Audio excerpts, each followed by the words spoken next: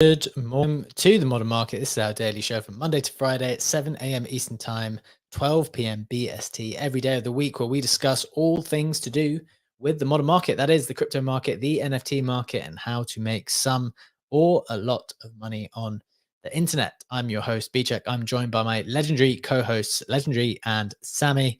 We're going to get into everything to do with our favorite markets in just a little bit, but as a reminder, before we do that, friends, nothing that we say here is financial advice because the market is very risky and we don't know anything for sure. So please do proceed with caution and exercise your own judgment. With that out of the way, Legendary, it is Tuesday, it is the 14th of May. How are you doing? How are you feeling? GM doing quite well, apart from the struggles to start the spaces. Quite excited for the day. Quite Yeah, excited just for on that, just to help us out, Yeah. guys, if you are in with us early, please do give us a like and retweet and share because we just had a little bit of issue. We can't go off the main account today. But apart from that, quite excited for the Fantasy Top tournament to launch today. Also, as I said yesterday, I did push more buttons on IKB, doing Okay. sports betting that I don't understand. And apparently I won some of those bets. So I made more than my money back and I got free gold, which is always lovely. So we continue the random button pressing and pushing on basketball games that I absolutely have no idea what I'm doing there. I do think, however, there's also this DraftKings like a fantasy contest where you pick how many players is it? Seven players? Mm-hmm. Yeah. You pick the players, and because I have no idea what like positions they are, whatever, like there's zero harmony in whatever team I put together. So I will stop that and I will just bet on higher, lower point scores for the games. Yeah, that sounds like a nice, easy bet to make. Higher or lower, straightforward game. But yeah, they do have a lot of gold, don't they? To give away IKB. That's one of the more, it was definitely an under radar blast thing for a while. And I think it's out of the box now. A lot of people enjoying some little sports betting there. Sammy, how are you doing? How are you feeling, my man? Back with us today after short amount of time away. You feeling a bit better? And how is your button pressing going? You've been clicking the buttons even on your timeout? It is good, yeah. Back, had my ACL reconstruction on Friday, so back on the mend, was high on morphine whilst betting on monster NPCs within Cambria. So that was an interesting Did you one. continue to like make investment decisions on morphine?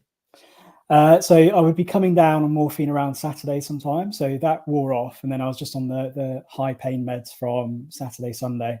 So probably more informed decisions then. And actually, I made some pretty good decisions whilst on morphine, so maybe I should be on morphine more often. You went to some higher place, accessed a different type of thinking, made some, out of the field, left field decisions as a consequence of not being your usual self.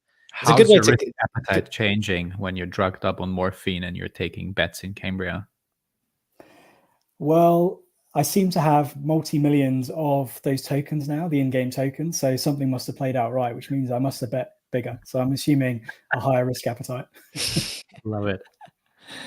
Good stuff. Good stuff. We're going to continue. I mean, just to reiterate, this is not financial advice. We are gambling with magic internet coins, including being high on morphine at the same time. So that's just the disclaimer. We're going to get into the show and get into all of the price action and all of the news that you probably want to be updated on from the last 24 hours. As always, this comes to you from the snapshot, which is pinned up top. If you do find it brings you some value today, please do give it a like. Let's get into it. Starting with some price action. Crypto was down just a touch in the last 24 hours. Bitcoin at 61.8, ETH at 2.9, Solana at $146. The big headline was kind of yesterday, kind of took over the timeline, to be honest. GameStop GME stock trading halted for the fifth time after surging 110% yesterday on roaring kitty return. And we're going to touch on that a little bit, touch on some takes of what people think that means. I saw a lot of takes about people thinking what this roaring kitty account return could mean. Kind of big takes, and I was a little bit skeptical, but we'll talk about that in a sec. Number two, Fantasy Top Cards have its second highest volume day at $5 million after now announcing its stars capped competition. So we're going to talk a lot more about the updates for Fantasy Top, how to play it, and just kind of reflect on it. It's huge volume that's going through there.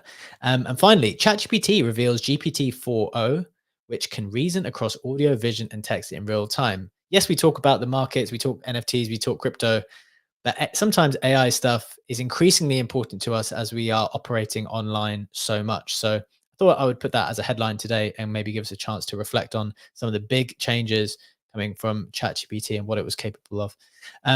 In terms of the floor prices, we've got CryptoPunks at 39.7 ETH, up a couple of percent. We've got Bored Apes at 13.7, Mutants at 2.6, both down a couple of percent. Everything else was down too. DGods down 5% to 2.1. Captains was holding steady at 3.1. Azuki's down 4% to 5. Penguins down 4% to 11.8. Mad Lads at 72 Solana, and the Nouns winning bid was at 7.2 ETH. In the notable sales today, I included an Azuki Elemental, which I'm sharing for those who are watching on video. It looks pretty cool, actually, this one. For 16 ETH. Pretty cool, kind of a frog jumpsuit. And I wonder if this is going to happen more. Zenika's legendary Fantasy Top card sold for 9 ETH. Maybe like there's going to be a whole load of notable sales coming from within the Fantasy Top ecosystem now, especially given that it's making up so much of the ETH NFT volume anyway. So I think that we'll probably see a little bit more than that to come. But that is the price action. Those are the headlines. Legendary. What's kind of catching your attention before we hit the main stuff? There's two things that are definitely catching my attention. If we take a look at the Mintify heat map on the ETH mainnet side of things, it is imaginary ones being down 45% on the day, was down as much as 55%. Reason for that is pretty simple. TGE happened 1 hour and 14 minutes ago. There was an airdrop for holders. Snapshot was taken, I believe, earlier today for that. And people did claim the airdrop. And obviously, people have bought up the floor before the airdrop because there's also a bonus in Bubble, which is Imaginary One's token for holding multiples. And now they are tanking the floor and selling off their assets. I think the high that we saw before TG was at 1.4 ETH, and now we're like currently sitting at a 0.65 ETH floor. Okay, excellent to bring this to our attention for a couple of reasons. One, because of its declining price, so I think that's correct, but also because the bigger conversation topic for today will be something relating to these types of investments people are making, talking about VC unlocks and the type of tokens and how VCs seem to be pivoting towards meme coins and why that might be. So we want to talk about that a little bit more. As you mentioned, Legendary, the TG was earlier today. I believe you were both. So I'm an investor in this.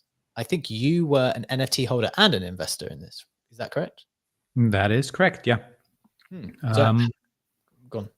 Token price is currently, looking at my phone at the Bybit chart, at 1.48, 1.49 cents. It did come out at around 2.5 cents, but obviously there is a good amount of sell pressure right now, which is not untypical for a launch. Makes sense. So we're definitely going to talk about that in a bigger way, I think, in a minute, because want to reflect on like the bear market valuations versus bull market valuations and how these tokens are performing versus expectations. But before we get there, Sammy, anything catching your attention before we enter that bigger conversation? Yeah, so I mean, there's a couple of things. I think I was surprised to see Little Pudgies down, given the Pudgies news yesterday and today. Was it? Yeah, yesterday. So obviously Target, they've got plushies in there. And then also I don't know if the GameStop one was a troll or whether it was legit, but that is like literally perfect timing based on the Roaring Kitty comeback, if that is the case. So just interesting to see Little Pudgies down a little bit. I think 7% on there. I can't see Pudgies on there. I'm assuming they must have pumped a little bit. But yeah, it's just interesting to see that kind of counter behavior, whether it's a sell the news event or whether it was priced in. I'm not sure. No, Pudgies were down as well. Big Pudgies were down a touch as well. They're at 11.7, down 5 or so percent roughly as well. I don't know. Sometimes I think the whole market on the NFT side is just in the hands of farmers, to be honest. And yes, sometimes if you do get one big buyer come in, you can move up. Sorry, one more thing also on the Mintify heat map before we get into the discussion that you mentioned, because it's something I've never seen before. If you can quickly, for those watching us on video, change to the blast side of things, I can. You will see that the entire heat map is, without a single exception, absolutely fucking red, with wild corrections Again. ranging from 20 to 60, 70%. There's not a single collection that is up in the trending heat map over the last 24 hours. Everything is correcting down massively. Okay, so just for a quick summary for people on the Blast side of things, you've got Hoods down 22%, Blastopians, kind of the poster project for, it's not the only one, but one of the more prominent ones, down 35%. Blastman down 25%, but Blastman's a free. Okay, so it hasn't gone down so much. I was going to say this is one of the free refundable ones. How's it gone beneath its price? I think that pumped to about 0.18, 0.17, which is why it's reflecting that, and it's literally just gone down to its redemption value. So I don't know if it's going to be eligible, but whenever I go to sleep overnight, I just put a shit ton of bids into these Blaster collections because I know that I'll be able to redeem them for that in 20 odd days. Plus, you'll get the gold for just holding the asset. Sure. Okay. That's a good point. If you want to kind of play the farming side of things, Sammy, what are you thinking here? Like with the aggressive red, it was one of the things we touched on yesterday, but would be interested to hear your thoughts on this.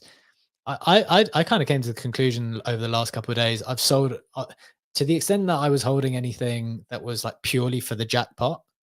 I was like, hang on a sec. I keep seeing these things win the jackpot and then they correct like 30, 40%. I'm going to lose in ETH the amount that the gold that I would get is going to net off as nothing. So I kind of got rid of the things that I was purely holding from that perspective. And I'm thinking more about just trying to hold things that I actually like or find useful.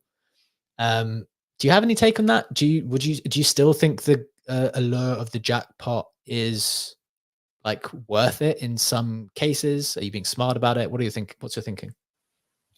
I think it depends on the token or the NFT. So like, for instance, I wouldn't go out and buy a specific token that has a low probability of hitting the jackpot, because the moment it hits, like the sell-off is just going to be so savage. And we've seen that with several tokens. And I wouldn't name names, but I think they've just literally just absolutely tanked. So the likes of Pack, Fancy Top, those kind of plays, because they've hit multiple times already, the likelihood is, because they're so widely distributed and held and the value is so high, I just think that that's a likely one that it will repeat. So I'm happy to hold that post it after jackpot hits as well. And I also think that Pac Moon is just wildly undervalued. If this is going to be coming out at 20 billion valuation for a layer 2 or 15 billion valuation, I think it's currently at like 50 or 60 mil market cap. And you look at a lot of these market caps of meme coins on Solana or Base, like they're just 10x higher. So I think for me, just doing that benchmarking analysis is like, okay, well, I'm happy to just hold Pac Moon because it is the number one. And they're also doing a lot of innovation. They're integrating it in so many dApps. So I think for that specifically, it's fine. But I agree, like if you're going for the smaller low cap meme coins, it's probably a bit more risky. And some of these NFT collection, I certainly wouldn't hold them in bulk just for the jackpot.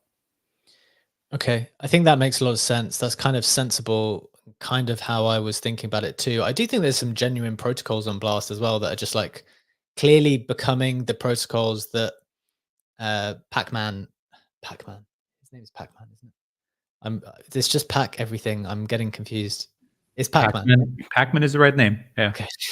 It's like Blastman, Pac-Man, Pac-Rect, Pac-Moon. There are clearly certain protocols that they're kind of crowning as the defining protocols in those segments. And as you say, if Blast comes out at a really high valuation, you have to think they have to like re-rate to some extent. That's my thinking. Legendary, I wanted to come to you. I thought this comment from Crypto Mocha is kind of interesting. He said, love to see the rough free market on Blast NFTs. The counterpart is the GameStop manipulation in halting trading several times. Like on some level, yes, buying and holding on a kind of longer term investment perspective would be very dangerous at the moment on Blast. but like, is that volatility actually good? Like, you know how with ETH NFTs, it's just kind of swaying around with the farmers, you know, sometimes down, sometimes up, but just kind of, I don't know, almost being just being taken by the farmers. Is there like, is this volatility a great opportunity for people? Should people be flipping it like that and seeing it like that as a trader? Well, depends on what side you come in of the volatility, right? If you're a late jackpot chaser, it's obviously not great. But I think if you if you or if I'm reiterating the point that you just made, Pac-Man is picking favorites, and favorites are getting more and more rewards. Obviously, one of the reasons for the dump is this fantasy top won the jackpot the second time this morning, and again, every card netted you, I think, 3 point something gold this time, as opposed to 4 point something gold the last time.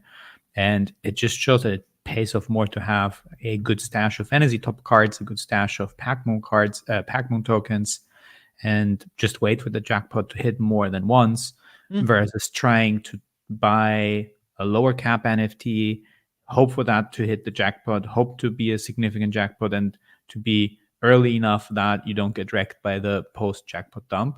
So I think there were loads of opportunities in the pump on before. We've seen jackpots repeating, to take profits, to come in early, to do profit on the trading volume, to dump on others who have pumped up the price. And certainly a lot of traders have done that. But now I don't know where would we be a buyer, to be honest, unless it's a situation that Sammy has described. You're like, yep, it's an NFT, it's at redemption price on Blaster. You can buy it, you can create some volume, you can redeem it, and just speculate on the goal on that. But other than that, I would say that probably it's wiser to focus the attention on Pac-Man's favorites right now. Okay. Just a reminder, whilst that sounds very sensible, we do not know what we're doing. This is like a wildly volatile chain, and we're just speculating and doing our best to try to make sense of it. So those are our thoughts, some of which are sensible, maybe too sensible, frankly. Sometimes it's good to take like the other side sometimes. But look, we want to move on from that. We've got a bunch of other important headlines to come up. We've got the Roaring Kitty stuff. We've got Fantasy Top, and we've got the ChatGPT innovation still to come. So stay tuned for that. But before that, I just had an important question, kind of a reflective moment, talking about Imaginary Ones coming to TGE today. We've seen a bunch of tokens coming very, very often, most of which it's probably fair to say the market is disappointed by on some level more recently. And so there's this tweet by Suzu, who some people very much dislike him for his previous activity with 3 Hours Capital. I still have a read of what his thoughts are, irrespective of that. He said this on Unlocks. He said, I think VCs have within the span of 2 months gone from laughing at meme coins to haughtily insulting them to realizing high FDV, low float meta is over.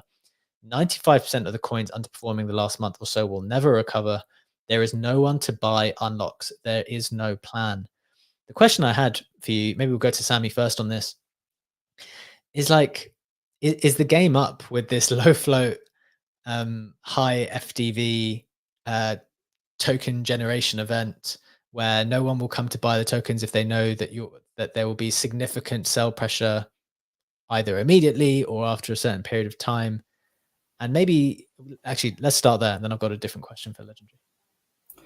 Yeah, I think ultimately it comes down like who's going to be buying at that level. And I think the retail that's here has been here for a while. And I think they've wised up to the fact that these are high valuations and low float. So when they say low float, that means effectively there's barely any out there. So it props the price up significantly higher than what it's actually fair valued at.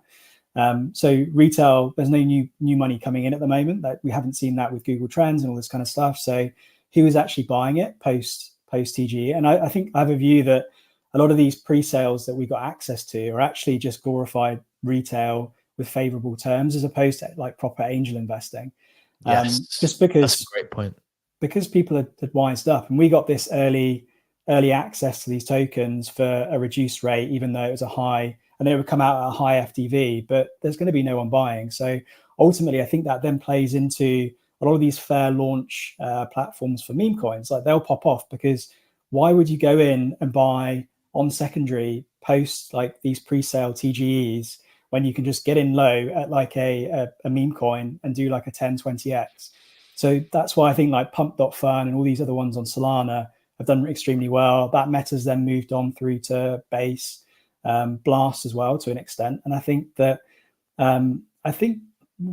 retail's wiser than we think at this point. The retail that's present here at the moment. I don't think that the retail like dumb money that we've spoke about in previous cycles is here yet.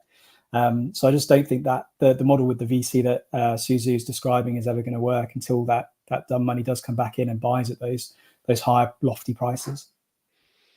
I think there's all kinds of good takes there, and I appreciate the honesty as well, because like that's not great for some of our stuff. I mean, there's a few things I'd say. One, I definitely agree that with the thing where you said like a lot of people who are not traditionally angel investors have started to consider themselves angel investors. Maybe this even applies to us in some respects, but it's like in reality, in the deepest depths of your consciousness, are we really angel investing? I think that's a really good question to ask. I think it's fair for us to have thought that on some level, but also it's not the same as other types of angel investing. Like when other companies are talking to me about their projects, I call it projects, about their companies and their raises, the horizons are way longer. There are all kinds of different dynamics at play. Whereas here it's very much focused on tokenomics, on the token generation event, the amount that you're going to be able to pull back out of it straight away. So I think that's a really good point, that it's just maybe the angel investors were like far away, much further in the process, like a year or two ago. And when you're coming in like relatively this late, it's more just like a pre-sale. So it's just adding more points on the trajectory of raising. So you've got like different destinations. You've got the pre-seed, seed, angel, KOL, blah blah blah blah blah. So sometimes you do a little bit of both. Legendary. I liked a lot of those reflections. To what extent are you thinking of it? Are you thinking of it as well in the same way? How do you view this kind of preference for meme coins as a consequence of like these unlocks like not working out for people to some extent? I think there's a couple of factors that I think about. Attention is shifting extremely fast. Successful models in this space are cloned and copied extremely fast. Sure. We've seen Jito, first real airdrop on Solana that rewarded small users massively with a 5-figure airdrop. Then an airdrop season started on Solana, and it got to a point where suddenly you felt farmed as an airdrop farmer because it got way more competitive, and protocols saw an opportunity to lure in people with loyalty programs that did not work out in the way that people expected them to ultimately do. We saw a gaming meta with a couple of very successful TGEs, and suddenly every game is releasing a token and is doing a social farming campaign. Not saying that all of the future launches are doomed. Hopefully they are not. But again, the returns on that are diminishing. And then obviously you have the meme coins, and they have a completely different model. It's not exactly what you guys said, what we've seen with gaming and other rounds, that low float propped up FTVs. They trade in a completely different way. But attention will also move away from then, because ultimately there is no massive retail here. It's still most of the same people that have been around for a good while, and the space is just too small to maintain attention on multiple topics at the same time. Look at Friendtech and Fantasy Top. We talked about Friendtech. TGE happened, price went up, dumped, went up again to almost $3. And then everyone started talking about Fantasy Top, and I'm pretty sure that almost nobody's like really checking the Friendtech chart right now from the three of us. I haven't had a look. I just looked. I will check it right now. The purpose of the show. We are down 40% over the last 7 days to $1.60. It's just too small of a space to have. I actually have a thesis that with this Friendtech stuff, there are a lot of these clubs are going to become shitcoin rooms. So when the next time this pops off, I think there's going to be few clubs that are going to be extremely valuable. So I think we will see attention go back to Frentech, but just not at the moment. Exactly, but that's exactly the point. Attention will go back because we're too small to sustain attention across multiple verticals, platforms, different narratives. It always has to shift and focus on one topic because it's such a small of a bubble that we're operating in. Okay, so for the people we were just talking about, the decline, Legendary said at 160. So Frentech's at 160, down 24% on the day, showing this chart for the people who are watching in live on X, live on YouTube as well. Okay, interesting stuff. But just for a little bit of further context, might be helpful. On the month, I think Frentech only came out at around 160, so it went up a lot. Now it's down a lot, but it's not far away from where it came out at. And in terms of its FDV now, I don't know if these numbers are accurate.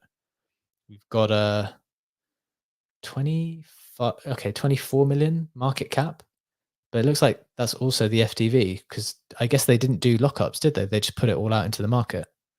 I think that might be the case, although I'd need to double check and confirm. But interesting stuff. Interesting stuff to have this conversation. The only final point I would make before I want to throw to Funky on this is the point about expectations, because I've spoken about this before where someone messaged me, drop came out. It was like, oh, how did it go?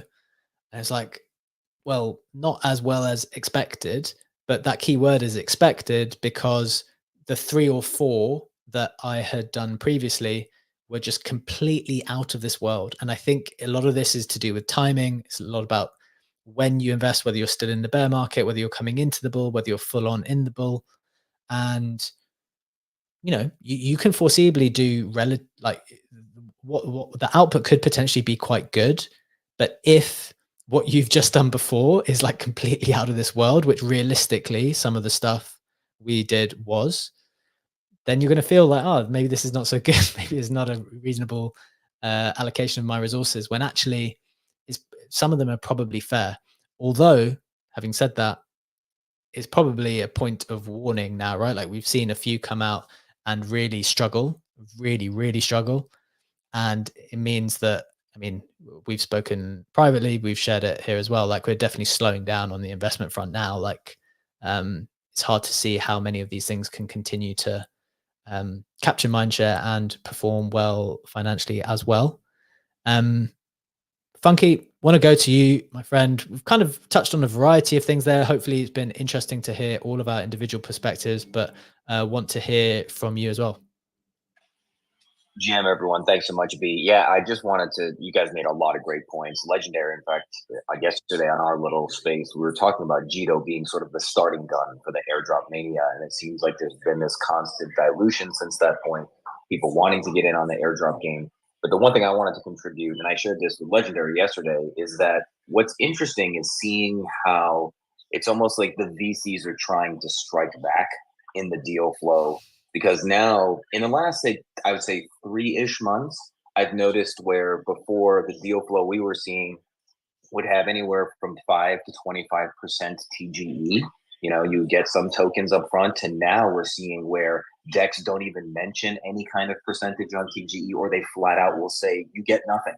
And then there's a 12-month cliff, and then it's a 36-month linear release, because I think the VCs have the capital and patience to just outweight the market and maybe even wait for another cycle before some of these things come. So it's interesting how you're even seeing that shrink down in the deal flow. And just to the broader point you guys have all have hit on, there's just not enough people, right? There's just nowhere for these tokens to go, and people just don't have the funds. And to your point, there's not buyers stepping in. So yeah, it's just really fascinating conversation and the changing dynamic we're seeing on all this stuff.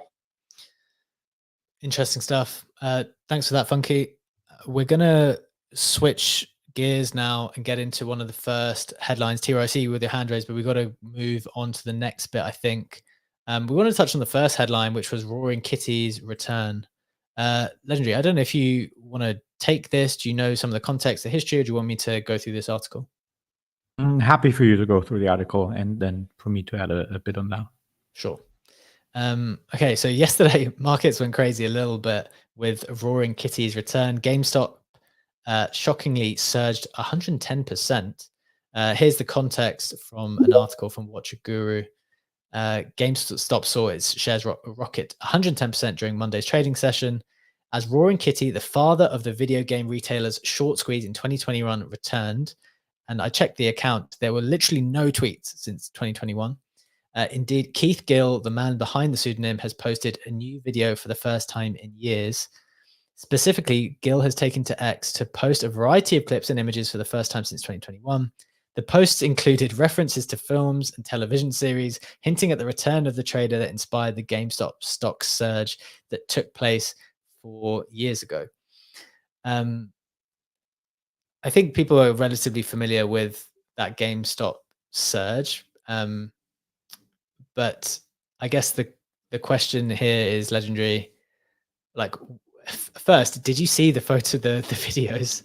Because they were pretty crazy. Like, and there wasn't just one in the end. I think he went on a posting spree, really like galvanizing, warmongering type of videos that were trying to get the spirits going, I guess. What did you think of the videos and Roaring Kitty's return? Yeah, the thing that I found hilarious is when Ansem or some of the top influencers, KOLs in this space are posting, and then suddenly the comment section is full with people shilling their projects, shilling their tokens, shilling tickers, whatever. It's exactly the other way around with Roaring Kitty, that suddenly all those influencers and all the Memecoin official accounts are spamming their stuff under that post, and some are trying to make sense of what is being posted, and some are just there to farm engagement or to I think post it with the official account just to get some extra exposure for their meme or for their cause. I found that to be quite hilarious, and I almost had missed the post yesterday by Roaring Kitty. I saw it way later because the way I noticed it is that I saw my GME stock is up massive, and I was like, hold on, what is going on there? And then I checked X and I was like, this is going on. That's so funny. Why are you still holding GME stock? For exactly that reason. You always have random coins that just like locked away somewhere in a vault. I don't know. I like how you call stocks random coins. I like that. The degeneracy in that is beautiful. Yeah. Okay, that's fun to find out. Sammy, more important question potentially, or just taking it a little bit further. It was kind of fun. It got the people going. The juices were flowing yesterday as people were watching these videos. What did you think of the takes, which was something like this? Roaring Kitty, when Roaring Kitty and GME happened in 2021, that kind of kicked off what happened after and acted as some kind of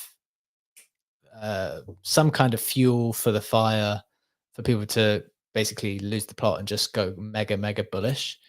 What do you think of kind of doing that now? Here we are in summer 2024, transposing previous things and being like, this could also be a bullish indicator.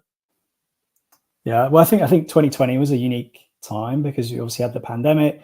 People were frustrated. I think the whole anti-establishment thing, this was like a prime opportunity for them to stick the middle finger up to Wall Street. And I think that I don't think the conditions are the same this time around. I think it's slightly different. However, I do think that instances where Robinhood are halting trading on stocks, that's going to rile some people up.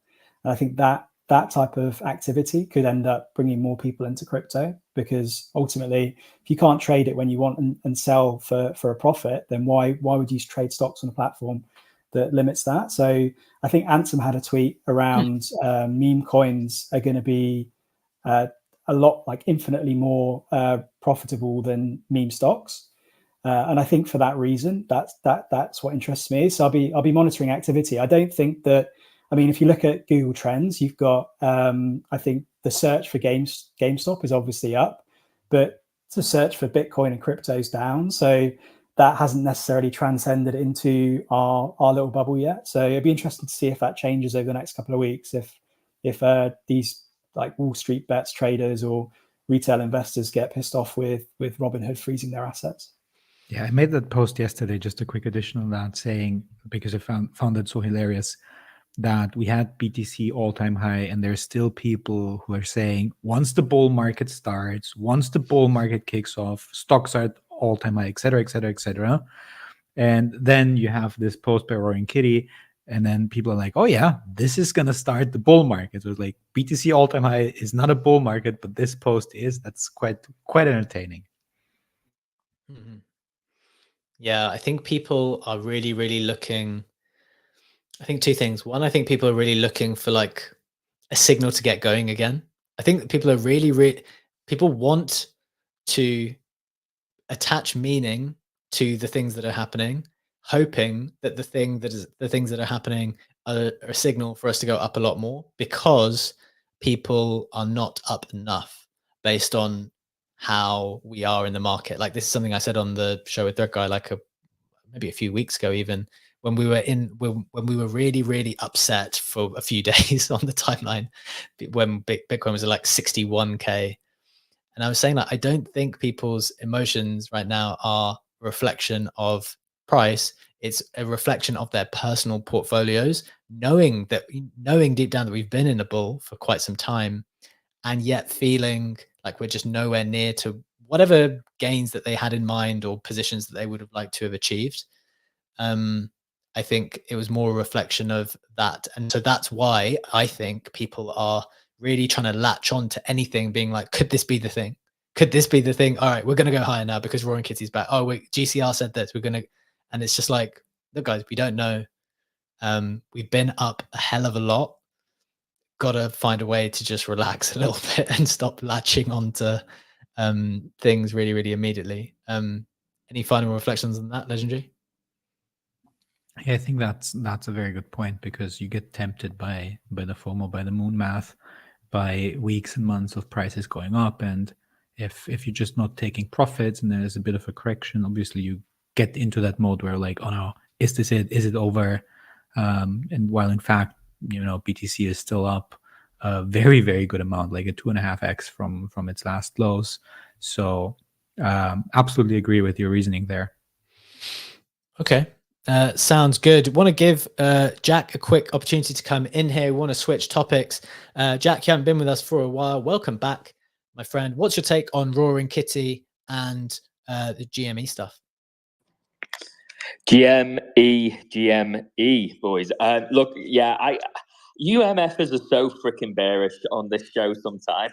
I'm just gonna say it. Like, come on, Roaring Kitty's back. Get bullish. Get some energy into those bones. Go drink a couple Red Bulls or just absorb caffeine in some way. Like, this is fucking huge. Like, he literally galvanized every student in America, every like just average Joe in America to go fuck these hedge fund MFers for just absolutely shorten the shit out of GME. You think that if he doesn't come into crypto, you think this return doesn't bring people in a way we haven't seen in a while. I'm on the other side of that.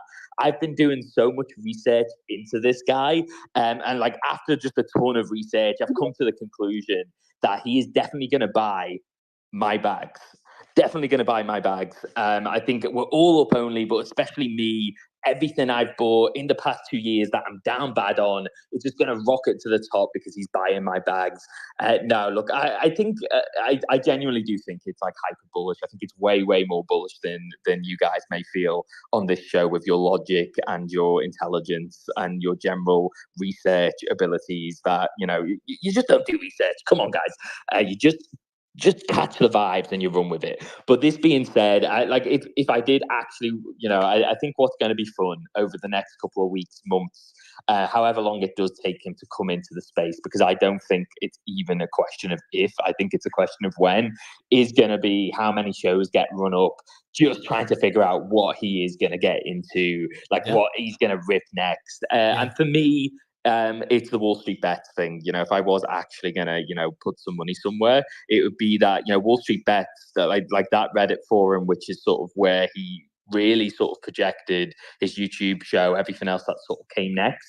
They did launch a token, I don't think it's doing like amazing. I don't know if it's had like a massive upcycle. I haven't even looked at the thing since he's come back into the space, but that's where I would be putting a little bit of my Center Zero money, my complete degenerate gambling money.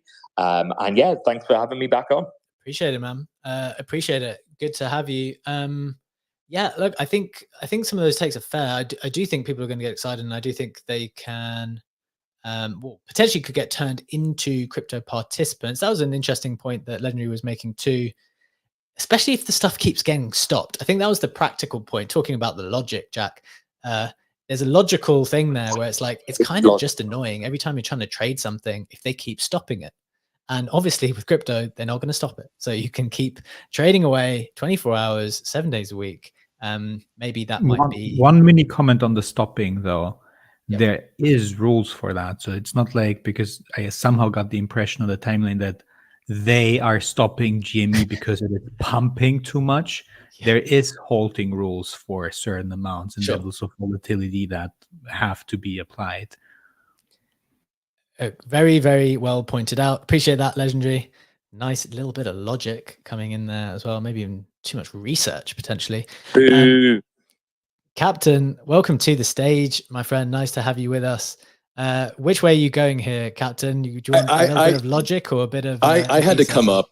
I rarely get a pop on the show. I got to bounce here in a few minutes, but I just had to come up and say I need more left curve Jack in my life. I'm usually in like listen mode. I'm in the kitchen making a coffee. I've got the AirPod in. I spit out my coffee, had to run to request up on stage and just say I've missed Jack. I didn't realize he's transformed into left curve Jack, but him like politely calling B check in Legendary mid curves was I haven't laughed so much for quite a while. I'm going to copy GME as I open my show here in a few minutes. So Jack, thank you. More Jack in my life. That's all I've got. Great show, fellas. Left curve Jack. That's what we've got. New name. New nickname, new name. Let's see it on Twitter. Absolutely love the character. Good stuff. Look, guys, I know more people have got their hands raised for this topic, but we're always running out of time at the moment. We need to touch on Fantasy Top, and we want to touch on ChatGPT too. So I'm going to go through the Web3 headlines to get people up to speed with everything else that's been happening in the space. Then we're going to try and knock those two out as quickly as possible. Starting, as always, from the snapshot. Here's the news from the last 24 hours that you might have missed. Pudgy Penguins toys go live in GameStop stores, which people really, really enjoyed given the timing. Imaginary Ones announces Transformers partnership ahead of the TGE launch today. That's pretty fun. They've always been managing to get good partnerships. Next, Pluto Cats founders launch Goodie Bag, an NFT with 10K goodie to help farm Blast Gold. Interesting to see what the NFT Blast leaders are up to. Next, YOLO Games announces 0.1 ETH spin for non-whale gamblers. Can safely say Legendary has been spending some time there. Next, Sotheby's offer ACK editions of 300 from the Starry Night portfolio. They were sold out straight away. Whitelist was for 0.3 or 0.2 or 0.3, and they've managed to sell them out already. Or too much demand. CEO of Layer Zero announces up to 100,000 self-reported Sybil addresses as part of airdrop analysis. We monitor airdrop stuff all the time. 100,000 wallets are self-reporting so that they can hope to still get their allocation of Layer Zero. And finally, Zest Protocol raises $3.5 million to redefine Bitcoin lending. Zest Protocol leverages the upcoming stacks and SBTC blockchain upgrades to create a fully Bitcoin native lending experience. People continuing to try to build out DeFi on Bitcoin too, which is interesting to see. That's the headlines. That's what else you needed to know from space in the past 24 hours from the Web3 Roundup.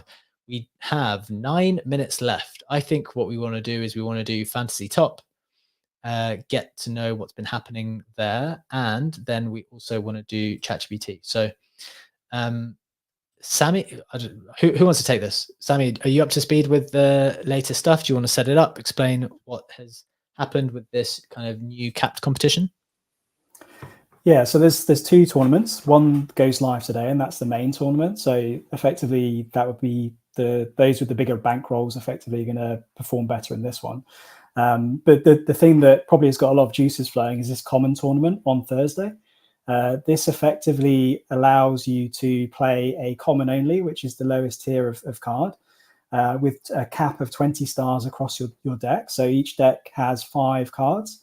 And you'll see on each of those individual cards, based on their prior performance, they'll have a number of stars. So I think the top is 7 stars, maybe 6. I can't work out whether they're supposed to be a 7th or, but obviously you wouldn't be able to play 5 6-star cards because that would total 30. So you'd have to weight it based on that, but that gives the opportunity for those that with a smaller bankroll to play probably like an average deck across all of those cards. So maybe those 5 4-star cards as opposed to any 6-star, which tend to go for a premium. Sure. So it just opens up the door for more accessibility. I think there's 111k gold up for grabs.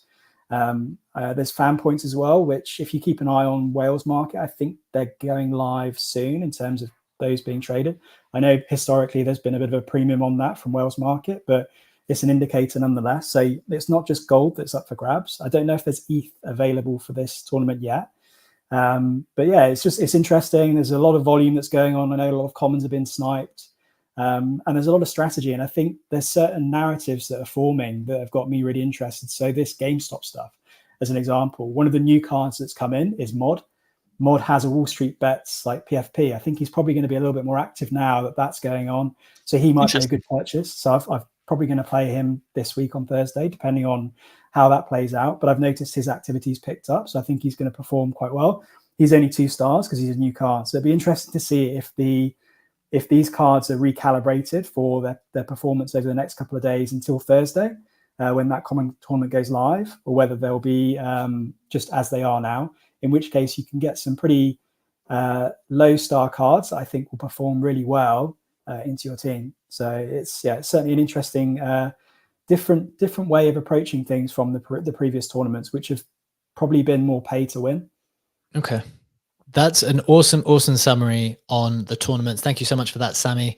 Maybe the follow-up question for Legendary, though, is in addition to the announcing 2 tournaments, there's also this new heroes score, which is going to be how they seek to determine how successful someone is being on the timeline.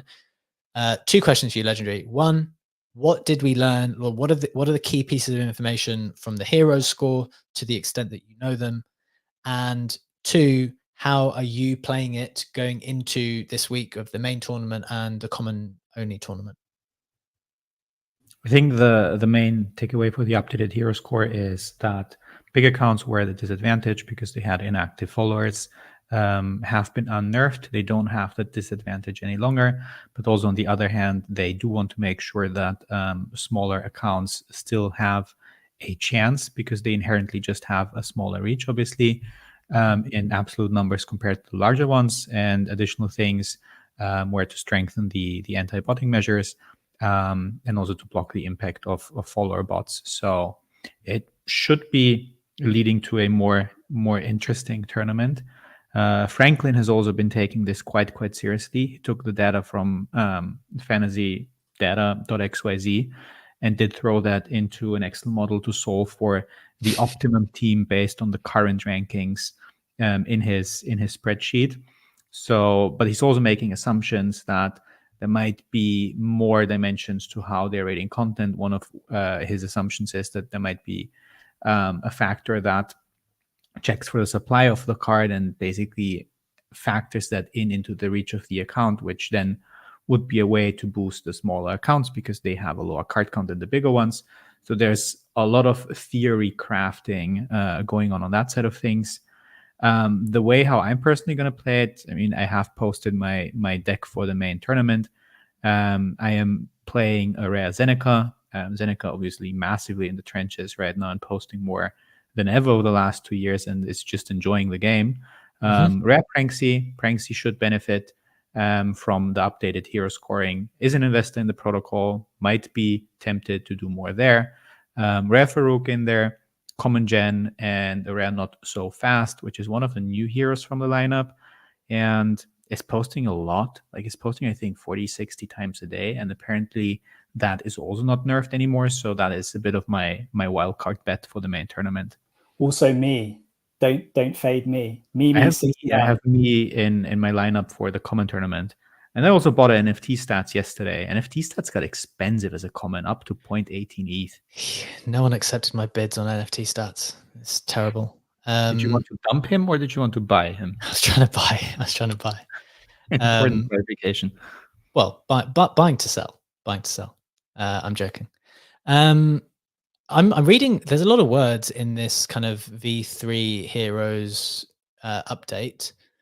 I guess the question, it's one of those announcements where it's like you say a lot, but I don't think that there's that much for you to kind of really hang your hat on and be like, this is definitely how it's going to work. So they're saying, yeah, you're going to block the impact of follower bots. You're going to refine the scoring for OG heroes. You're going to strengthen anti-botting measures. Like everyone will be able to look at that and be like, yep, agree. That would be good. It doesn't like it's missing the secret source though, right? Like you don't know how, and therefore I don't know how you could take any material information from that to be like, right, I'm going to trade better as a consequence of this, because we just don't know how it practically works as a consequence. Having said that, I'm actually pro them not telling us every single thing, because then that's part of the process of like trying to figure it out week to week, between tournament to tournament, as we try to discuss and pontificate on like how things are playing out. So I don't mind that at all. I kind of like that. We've only got 2 minutes left, and I really wanted to be able to touch on ChatGPT stuff because it's really cool. It's cool. And when I was watching the video this morning, I watched the full presentation that they did yesterday. I thought that they were very. Do you want me to share this, Legendary? I thought it was very impressive what they're doing. I thought that the updates included things like live translation, had some really awesome educational stuff where you can literally share video or share like live video with ChatGPT and ask it like, look, this is the equation that I'm trying to solve. Can you help me and talk me through it? So from an educational perspective, as a former teacher, I thought that was really, really interesting.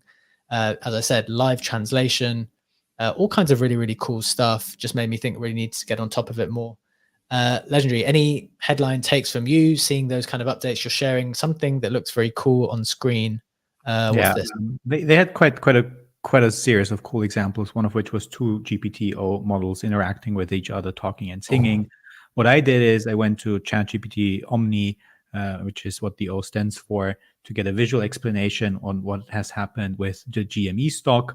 And I feel like, apart from still struggling to type out a couple of words, it did quite well on having Reddit up there, having retail strong, having Robinhood trading apps as a mock-up on a phone. So it's pretty fast. It's gotten way faster than GPT-4 Turbo, because it's now also using sometimes both models. Some tasks are sent to GPT 3.5, some are done with GPT-4 to just speed up things. And it's a very noticeable difference in that. And it's definitely a lot of fun to play around with that. And I wanted to share this little GME visualization because it was very much on topic for today. Love it. I think it's really, really cool what it can do there. I want to hear Sammy's thoughts in just a sec, but just another couple of key points, I guess, in terms of the emphasis of why I thought it was important to share, is that they have stressed, and this is from Greg Brockman, who I believe is the president and co-founder of OpenAI as well. He said the new voice mode will be coming to ChatGPT Plus in the upcoming weeks. And there's clearly been, I think, an emphasis on improving the voice aspect, like being able to communicate with it much faster. So to Legendary's point, it's getting way faster in terms of its response times. So that's pretty cool.